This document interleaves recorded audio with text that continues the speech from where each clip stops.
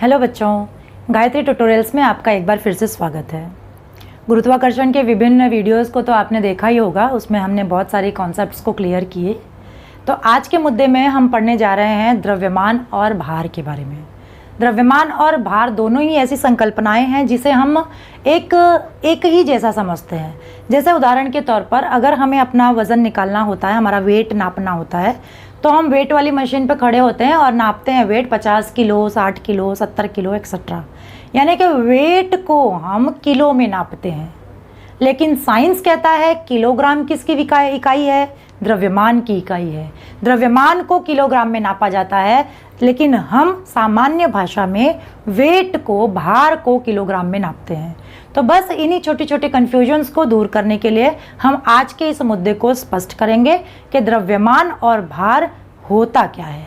तो शुरू करते हैं, द्रव्यमान किसे कहते हैं। चलो देखते हैं द्रव्यमान क्या होता है। जैसा हम सब जानते हैं, द्रव्यमान को हम m अक्षर से दर्शाते हैं। क्यों? क्योंकि इसे अंग्रेजी में मास कहते हैं, इसीलिए हम इसे m अक्षर से दर्शाते हैं। अब असल में द्रव्यमान मतलब क्या देखते हैं हम यहाँ पर। अगर कोई वस्तु, कोई पिंड आप यहाँ पर लेते हैं तो सबसे पहले तो वो स्थान घेर रहा है। स्थान घेरने के साथ साथ इसके अंदर ढेर सारा द्रव्य भरा हुआ है, ढेर सारा पदार्थ भरा हुआ है। ये पदार्थ जो है हो सकता है अणुओं परमाणुओं से बना हुआ होगा। ये सारा पदार्थ जो है ढेर सारे अणुओं परमाणुओं से मिलकर बना हुआ है और ये स्थान घेर रहा है, यानी कि इस पिंड का द्रव्यमान हमको दिखाई देता है। तो इस बातों से हम समझ सकते हैं कि किसी पिंड में, किसी पिंड में द्रव्य की मात्रा को, द्रव्य की मात्रा को द्रव्यमान कहते हैं। किसी पिंड में उपस्थित द्रव्य की मात्रा को द्रव्यमान कहते हैं। यानी कि इस पिंड में जो भी द्रव्य उपस्थित होगा वो सब क्या कहलाएगा? द्रव्यमान कहलाएगा। चलिए अब अगला मुद्दा देखते हैं। द्रव्यमान को नापने के लिए हम हमेशा से समझते हैं, द्रव्यमान को नापने के लिए हम इकाई के स्वरूप में किलोग्राम उपयोग में लाते हैं। इकाई के रूप में हम किलोग्राम का इस्तेमाल करते हैं। तो द्रव्यमान की इकाई क्या होती है? किलोग्राम होती है। तीसरा मुद्दा समझने लायक है, इस पर थोड़ा ध्यान दीजिएगा कि द्रव्यमान एक अदिश राशि है। द्रव्यमान एक अदिश राशि है। तो अदिश राशि क्या होती है, इसके बारे में थोड़ा सा डिटेल हम यहाँ पे पढ़ लेते हैं। वैसे तो राशियों के बारे में हमने 9वीं क्लास में पूरी तरह से पढ़ा हुआ है। तो देखते हैं, राशियाँ दो प्रकार की होती हैं, अदिश राशि और सदिश राशि।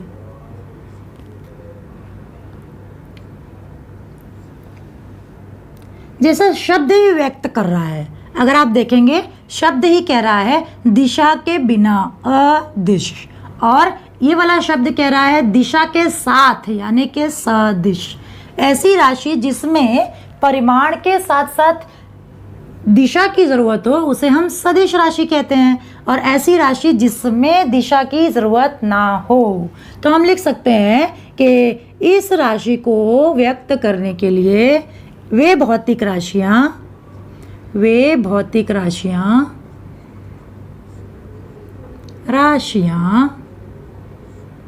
जिन्हें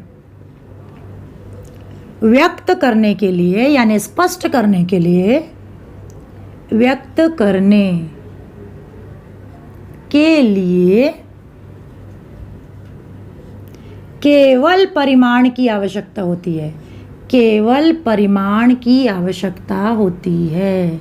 परिमाण की आवश्यकता होती है, ऐसी राशियों को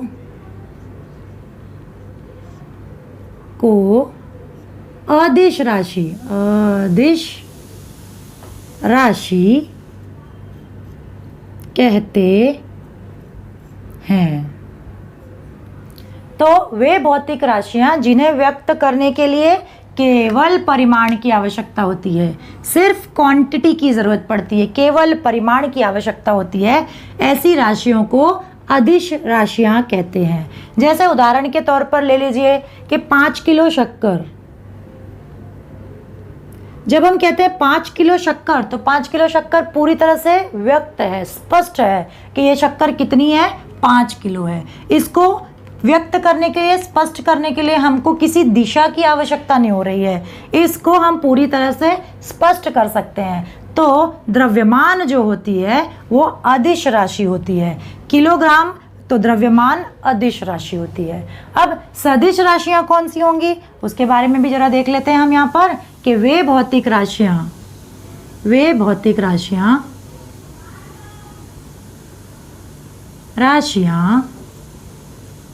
जिन्हें व्यक्त करने के लिए यानी स्पष्ट करने के लिए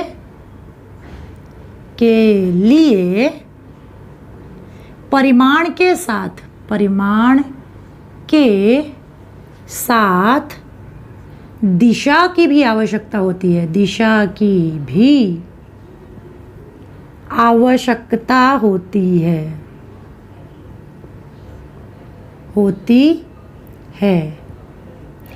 ऐसी राशियों को क्या कहते हैं, सदिश राशि कहते हैं, सदिश राशि कहते हैं। उदाहरण के तौर पर हम देखते हैं बल का, हमने इस पूरे पाठ में बल की बात की हुई है, तो इस राशि को व्यक्त करने के लिए परिमाण के साथ साथ दिशा की भी ज़रूरत है, परिमाण के साथ साथ दिशा की भी ज़रूरत है। तो अगर हम बल की बात करें, बल एक सदिश राशि है।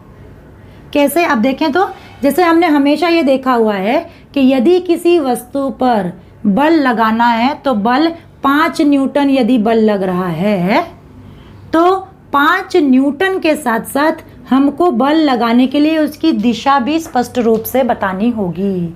तो बल की दिशा भी होती है और उसका परिमाण भी होता है। इसके साथ साथ हम देख सकते हैं जैसे कोई गाड़ी है वो 5 किलोमीटर प्रति घंटे की रफ्तार से चलती है, परंतु वो 5 किलोमीटर प्रति घंटा किस तरफ चल रही है ये हमको स्पष्ट करना होगा। इसलिए ये जो वेग है ये भी एक क्या होती है, सदिश राशि होती है। कहने का मतलब यही है कि जिन भौतिक राशियों को स्पष्ट करने के लिए केवल परिमाण की आवश्यकता होती है उन्हें हम अदिश राशि कहते हैं, और जिन राशियों को स्पष्ट करने के लिए परिमाण और दिशा दोनों की आवश्यकता होती है उसे हम सदिश राशि कहते हैं। तो द्रव्यमान हमारी क्या है, अदिश राशि है। आपको स्पष्ट हो रहा होगा कि किसी भी द्रव्यमान को व्यक्त करने के लिए किसी भी दिशा की आवश्यकता नहीं होती, इसलिए द्रव्यमान अदिश राशि है। तो ये 3 मुद्दे आपको समझ में आ रहे होंगे। चौथा मुद्दा देखते हैं। द्रव्यमान जो होता है वो सर्वत्र समान होता है। सर्वत्र समान मतलब सभी जगह समान, और सभी जगह मतलब विश्व के पूरे यूनिवर्स के किसी भी कोने में आप रहेंगे तो द्रव्यमान जो है वो समान ही रहेगा। अगर आपका वज़न पृथ्वी पर 50 किलो है तो वो पृथ्वी के किसी भी कोने पर, साथ साथ में इस पूरे यूनिवर्स के किसी भी कोने पर आपका द्रव्यमान जो है वो 50 किलो ही होगा। तो इस तरीके से द्रव्यमान हर जगह समान होता है, और द्रव्यमान को हम अदिश राशि कहते हैं। उसको इकाई उसकी किलोग्राम है, और उसको व्यक्त करने के लिए हम m इस अक्षर को यूज़ करते हैं। तो इस तरह से हमने द्रव्यमान की सारी डिटेल देखी। अब आगे बढ़ते हैं, हम भार के बारे में पढ़ते हैं कि भार क्या होता है। तो अगला टॉपिक में हम देख रहे हैं कि भार किसे कहते हैं, कि भार क्या होता है। तो भार को जैसा हम सब जानते हैं, भार को हम W अक्षर से दर्शाते हैं और इसे हम अंग्रेजी में वेट कहते हैं। अब आया हमारा मुद्दा वेट, ठीक है ना। अब भार किसे कहते हैं ये समझते हैं। अब जैसे कोई पिंड है हमारा, ये पिंड, अभी थोड़ी देर पहले हमने समझा कि इसका द्रव्यमान तो m है, लेकिन ये पिंड जो है इस पृथ्वी पर स्थित है, पृथ्वी पर स्थित है ना, और जैसा कि गुरुत्वाकर्षण बल वाले मुद्दे में हमने पढ़ा था, ये दोनों पिंड आपस में एक दूसरे पर बल लगा रहे हैं। तो ये जो पृथ्वी है इस पिंड को अपनी ओर कुछ इस तरीके से आकर्षित करती है, और ये कौन सा आकर्षण है? ये आकर्षण बल है जिसे हम गुरुत्वीय बल के नाम से जानते हैं। तो ये F और इसका द्रव्यमान m। अब जब बल लगता है तब हमने ये भी पढ़ा हुआ है कि त्वरण उत्पन्न होता है। जब बल लगता है तो त्वरण उत्पन्न होता है। क्योंकि ये बल पृथ्वी लगा रही है इसलिए ये त्वरण कौन से प्रकार का त्वरण होगा? गुरुत्वीय त्वरण होगा। तो यदि हम देखें तो हमने ये फॉर्मूला देखा हुआ है F = ma, लेकिन ये क्या बन जाता है यहाँ पर? F = mg। तो यही जो बल है, जो गुरुत्वीय बल है, यही इसी चीज़ को हम क्या कहते हैं? वेट के नाम से जानते हैं। यानी F बल और भार, बल और भार जो है दोनों एक ही चीज़ होती है।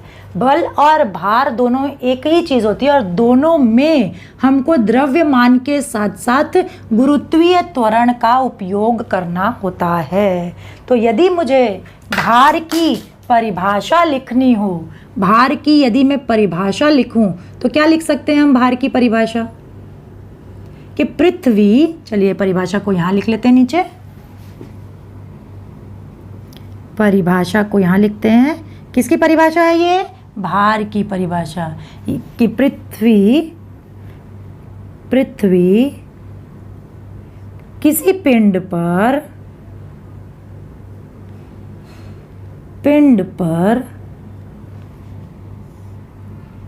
जो गुरुत्वीय बल लगाती है, गुरुत्वीय बल लगाती है, पृथ्वी किसी पिंड पर जो गुरुत्वीय बल लगाती है उसी बल को क्या कहते हैं? भार कहते हैं। उसी बल को भार कहते हैं। कहने का मतलब कि भार क्या है? एक प्रकार का बल है। भार एक प्रकार का बल है, यानी W = F, जो कि बराबर होगा किसके? mg के। इसके साथ साथ में हमने पिछले कुछ वीडियोस में देखा था कि m और g का मान क्या होता है? Gm/r²। अब अगर इस मान को आप देखोगे तो ये मान आपको नहीं लगता कि न्यूटन के नियम के में जो बल इस्तेमाल हुआ था Gmm/r², ये वाला मान है? तो इस तरह से ये सिद्ध हो सकता है कि बल और भार दोनों ही क्या है? एक दूसरे के बराबर है। बल को ही भार कहा जाता है। अब यदि हम बात करते हैं इकाई की, तो जैसा अभी हमने समझा बल को ही भार कहा जाता है, तो बल की इकाई तो हम सब जानते हैं क्या है? न्यूटन।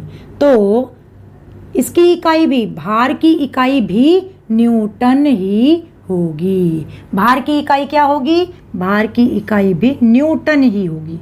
क्यों न्यूटन ही होगी? क्योंकि भार भी एक तरीके का बल है। चलो, तो ये बातें आपको समझ में आ रही होंगी कि भार किस प्रकार से बल है, इसलिए भार की इकाई भी न्यूटन होगी। आगे बढ़ते हैं। भार जो है एक सदिश राशि है। भार जो है वो सदिश राशि है। अभी कुछ देर पहले हमने सदिश और अदिश राशियों के बारे में पढ़ा। तो क्योंकि भार एक प्रकार का बल है और बल की अपनी दिशा है, तो भार की भी अपनी दिशा होती है, इसीलिए परिमाण के साथ इसकी दिशा भी होती है, इसलिए भार एक सदिश राशि है। अब अगला मुद्दा है हमारा कि भार जो है वो स्थान अनुसार बदलता है। मतलब अलग अलग स्थान पर हम चले जाते हैं तो भार बदल जाता है। देखते हैं कैसे। भार जो है स्थान अनुसार परिवर्तित होता है, स्थान अनुसार परिवर्तित होता है।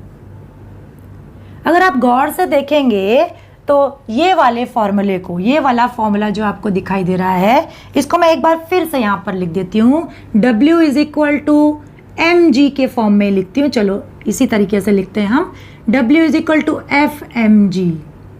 ठीक है ना। यहाँ पर भार को व्यक्त करने के लिए द्रव्यमान के साथ साथ गुरुत्वीय त्वरण की भी आवश्यकता है, गुरुत्वीय त्वरण की भी आवश्यकता है। और हमने पिछले वीडियो में बहुत ही डिटेल में समझा हुआ है कि गुरुत्वीय त्वरण जो होता है वो स्थान के अनुसार बदलता है।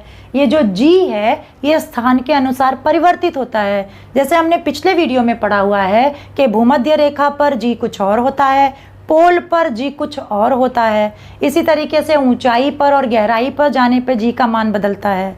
इसके साथ साथ अलग अलग ग्रहों का अपना अपना g होता है। यानी कि ये W जो है ये g पर, भार जो है वो g पर निर्भर करता है। तो जैसे g अलग अलग जगहों पर अलग अलग होता है, तो उसी प्रकार से भार भी अलग अलग जगहों पर अलग अलग होगा ही। तो द्रव्यमान सर्वत्र समान होता है। आप कहीं भी चले जाएंगे तो द्रव्यमान समान होता है, लेकिन भार जो है वो उस ग्रह या उस स्थान के g के अनुसार परिवर्तित होता रहता है। तो द्रव्यमान और भार में सबसे महत्वपूर्ण अंतर यही है कि द्रव्यमान सर्वत्र समान होता है, लेकिन भार जो है वो अलग अलग स्थान के अनुसार परिवर्तित होता रहता है। तो ऐसे कुछ मुद्दे, जैसे कि हमने द्रव्यमान में 4 मुद्दे पढ़े थे, यहाँ पर भी हमने कुछ मुद्दे पढ़े हैं। इन मुद्दों को ध्यान में रखकर एग्जाम में आपको मोस्ट इम्पॉर्टेंट क्वेश्चन पूछा जाता है, द्रव्यमान और भार में अंतर स्पष्ट करो। तो अंतर स्पष्ट करो के लिए आप इन मुद्दों का इस्तेमाल कर सकते हैं। जैसे पहले मुद्दे में आप क्या लिखोगे, दोनों की परिभाषाएं लिख दोगे। जैसा मैंने द्रव्यमान की भी परिभाषा आपको दी और भार की भी परिभाषा आपको दी, तो पहला मुद्दा दोनों की परिभाषाओं के साथ शुरू होगा। दूसरे मुद्दे में हम दोनों की इकाइयां लिखेंगे कि द्रव्यमान की इकाई क्या हुआ करती थी, किलोग्राम, और भार की इकाई क्या है, न्यूटन। द्रव्यमान की इकाई किलोग्राम और भार की इकाई न्यूटन। उसके बाद द्रव्यमान अदिश राशि हुआ करता था, पर भार जो है वो सदिश राशि है। द्रव्यमान स्थान के अनुसार परिवर्तित नहीं होता था, द्रव्यमान सर्वत्र समान रहता था, चाहे आप यूनिवर्स के किसी भी कोने में हों, लेकिन भार जो है वो स्थान के अनुसार परिवर्तित होता है। तो 2 मार्क्स के लिए आपको बोर्ड एग्जाम में ये क्वेश्चन पूछा जाता है, द्रव्यमान और भार में अंतर स्पष्ट करो। उम्मीद है आपको द्रव्यमान और भार का ये मुद्दा जो है वो पूरी तरह से क्लियर हो रहा होगा। और यदि आपको कोई क्वेश्चन, कोई क्वेरीज हैं तो आप मेरे कमेंट बॉक्स में इसके बारे में मुझसे पूछ सकते हैं। बाकी वीडियो आपको कैसा लगा उसे लाइक करें, सब्सक्राइब करें और अच्छी तरह से पढ़ें। Thank you.